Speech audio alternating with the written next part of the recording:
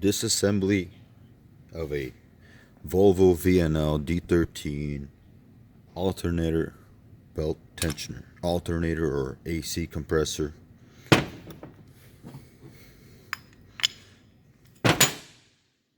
This is what it looks like when it's new. Pulled it apart. Had an idea what it looked like, but still wanted to see what's inside. So that, obviously the spring, got tape inside, more plastic, bolt holds it together.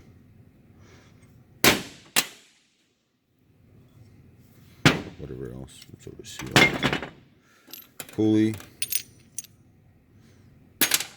cap, bolt, bearings. Again, this one's got 2 bearings in there. This is it. Aluminum body, obviously.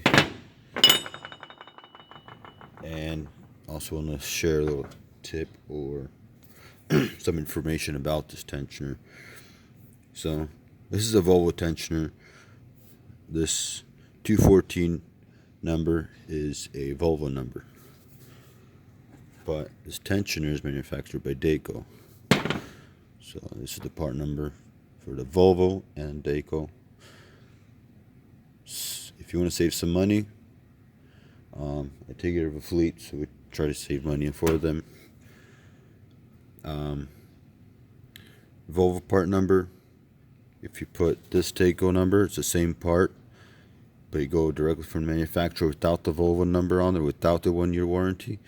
89477 is the part number directly to Dayco, and you can get the same tensioner, same exact tensioner, for about half the cost. Unfortunately, they only last 100 up to 150,000 miles. These tensioners, I don't know what's up with them, but they start jumping when the engine's running, especially when it's cold. It will screech and make a lot of noise.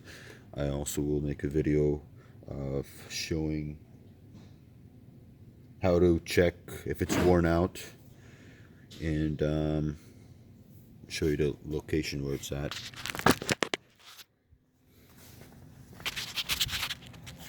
That's where it's located, right by the alternator. 2 14mm bolts and